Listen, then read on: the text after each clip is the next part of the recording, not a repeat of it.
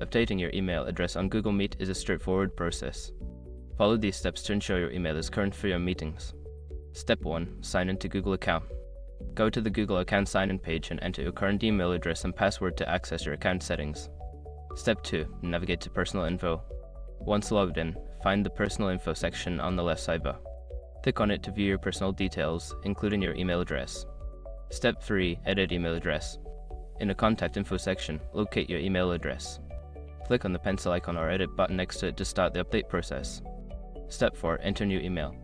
Type in your new email address in the provided field. Make sure to double check for any typos to ensure it's correct.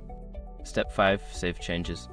After entering your new email address, click on the Save button to confirm the changes. You may need to verify the new email address through a confirmation link sent to it. Make sure to keep your email information updated to ensure seamless communication on Google Meet.